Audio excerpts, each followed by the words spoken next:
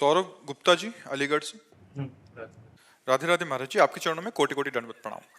महाराज जी, क्या कोई ऐसा मंत्र या स्तुति है जिसे सुनकर गर्भस्थ शिशु को आध्यात्मिक बल और शुद्ध संस्कार मिल सकते हैं?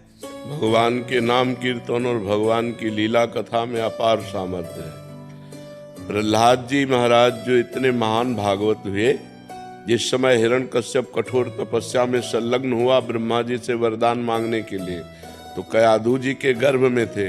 उस समय देवताओं ने आक्रमण किया, क्योंकि हिरण्यकश्यप तपस्या परायण था। तो जो अन्य सेनापति, दैत्य सेनापति थे, उनको देवताओं ने परास्त कर दिया और पूरे महल में छानबीन की, तो और तो सब भाग चुके थे। कयाधु गर्भवती थी, इनको बंदी बना लिया, हिरण्यकश्यप की पत्नी को, और बंदी बनाकर लिए जा रहे थे। तो देवर्षि नारद जी रास्ते में मिले, तो उनका कहाँ जा रहे हो? तो उनका इस के अंदर हिरण्यकश्यप का वो जब बालक पैदा होगा तो उसे मार डालूंगा मैं।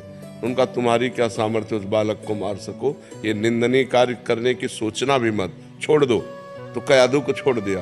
तो कयाधु को देवर्षि नारद जी अपने आश्रम ले गए और वहां भगवान का नाम कीर्तन, भगवान की कथा। तो गर्भ में ही प्रहलाद जी महाभागवत बन गए। जैसे गर्भस्थ शिशु अभिमन्यु, अर्जुन जी चक्रव्यूह तोड़ने की कला गर्भस्थ शिशु को शिक्षा दी।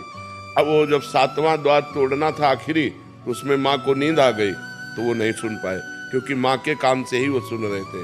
तो इससे पता चलता है कि अगर हम गर्भस्थ नारी को सात्विक भोजन पवावें, भगवान की कथा सुनावें, भगवान नाम कीर्तन करवावें, शास्त्रों का कीर्तन सुनावें, तो इससे उसका परम मंगल हो जाएगा। और रामकृष्ण हरि जो नाम प्रिय हो, खूब नाम जप करे, इससे जो गर्भस्थ शिशु है वो भगवान का भक्त बनेगा, वो धर्मात्मा बनेगा।